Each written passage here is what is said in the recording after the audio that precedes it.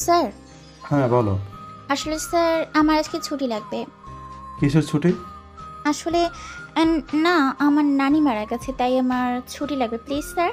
O my god, কি বলো, কবে মারা গিয়েছে? এই তো স্যার, সকালে। আচ্ছা ঠিক আছে, তুমি যাও তাহলে।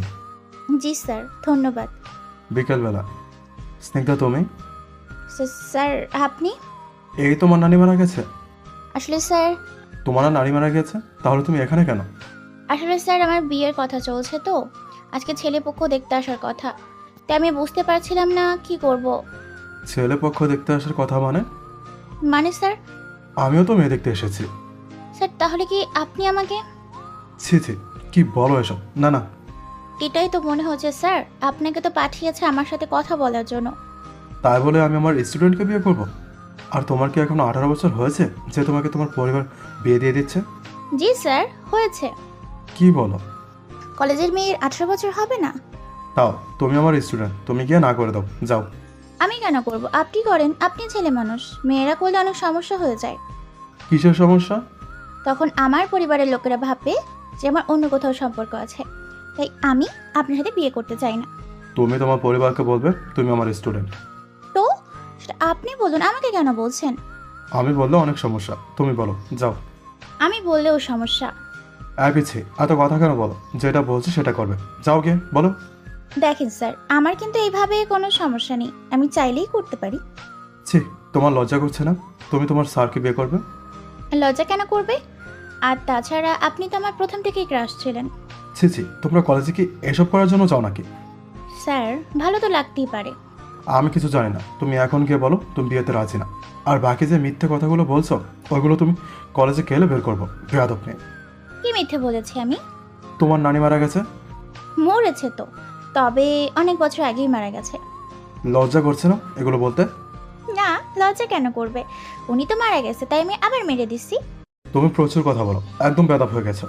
আচ্ছা স্যার, এবার বক বক না করে আপনি যাবেন প্লিজ। নিচে যাও, না করে এসো। আমি পারবো না, সরি, বাই। পারবে না মানে? তুমি জানো ওরা তোমার জন্য রিং পরাবে বলে রেডি করে রেখেছে। সোনার নাকি ডায়মন্ড? বেয়াদব মেয়ে কোথাকার। আসুন, আমার আপনাকে পছন্দ হয়েছে, আর আমি কি এখন হ্যাঁ বলে দিব? যদি হ্যাঁ বলে দিই আপনি কিন্তু আমার থেকে রেহাই পাবেন না। দেখো স্নিগ্ধা, এমন কিছু করো না প্লিজ। স্নিগ্ধা দাঁড়াও প্লিজ। স্নিগ্ধা, বিয়ের দিন। Hi sir husband. চুপ তুমি। কেন? আমি তো এখন আপনার ওয়াইফ। বেয়াদব, তোমাকে কতবার বলেছি বিয়েতে না করার জন্য? আমার পছন্দ হয়েছে, আমার মন চেয়েছে, আমি বিয়ে করেছি। এখন অন্য কারো পছন্দ না হলে সেটা আমার দেখার বিষয় না। তোমাকে আমি কি করবে? এতদিন কলেজে কেন যাওনি? বিয়ে করব, নতুন বউ হব, সেই হিসাবে যাইনি। আর তাছাড়া আপনার এখানে থাকলাম, যদি ধরে কিছু করে দেন। কি করব? কিডন্যাপ। আমার ঠেকা পড়ছে। হতেও তো পারে। আচ্ছা স্যার, আপনি বিয়েতে কেন না বলছিলেন? মানে আপনার কি অন্য কোথাও চক্কর আছে? চক্কর কি আবার? মানে অন্য কোনো মেয়ের সাথে সম্পর্ক না? মানে আপনি যেভাবে বিয়ে না করার জন্য লাফাচ্ছেন, তাই বললাম। না, আমার এসব কিছু নেই। আর বিয়ে না করার জন্য লাফাচ্ছি কারণ তুমি আমার স্টুডেন্ট। তো কি সমস্যা, এখন বউ হয়ে গেলাম, আর তাছাড়া এখন কিছু করার নেই স্যার। তুমি আমাকে এখনো চিনো নি। তোমার যে আমি কি অবস্থা করব তোমার কল্পনার বাইরে। কি করবেন? কিছুই তো করতে পারবেন না। আজকে কি রাত বলো তো? আজকে বিয়ের রাত। হ্যাঁ, এটাকে কি রাত বলে? বাসর রাত। এখন তোমার কি হবে? কি? কি হবে মানে? মিস স্নিগ্ধা, স্টুডেন্ট থেকে বউ হয়েছে এখন, তাও আবার কিনা টিচারের। এবার তোমাকে আমার হাত থেকে কে বাঁচাবে? সমস্যা কি? আপনি এখন আমার হাজবেন্ড, আর এগুলো জায়েজও আছে। নিজের ওয়াইফের সাথে যা মন চাই করতে পারেন, আমার কি। তাই? হুম। এমন অবস্থা করবো না। করেন, আমিও দেখি কত করতে পারেন। বেঁচে থাকবে না কিন্তু একদম।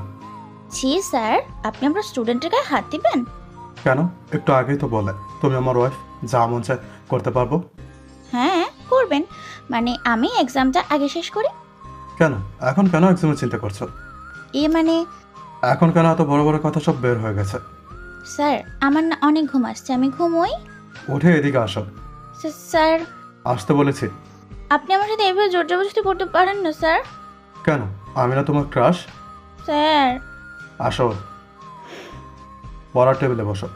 এ বসো। মানে? মানে হলো পড়তে বসো, সামনে পরীক্ষা তোমার। বাসরাতে পড়াশোনা করব? তাহলে কি বিছানা যাবে? এটা কেমন কথা? বাসর রাতে একটা ছেলের কত স্বপ্ন থাকে, আর আমি তোমাকে পড়তে বসাচ্ছি, এই দিক থেকে বেঁচে গেছো। ও আচ্ছা, এই জন্য। জি, বসো এখন। স্যার, তাহলে আসো বিছানা। পড়তেছি তো।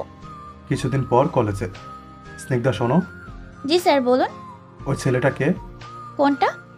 ওই যে ওটা, যার সাথে দাঁড়িয়ে তুমি কথা বলছিলে। আকাশ? আমি কি জানি কোন আকাশ, কিন্তু তুমি ওর সাথে কেন কথা বলছিলে? এমনি আর কি হাসাহাসি করছিলাম। এত কিসের হাসাহাসি? কেন, আপনার কি জলে? চুপ করো, এত বেশি কথা বলবে না। অতিরিক্ত করছো তুমি এখন সব কিছু নিয়ে। Sorry sir. আজকে বাসায় যাই, তোমার খবর আছে।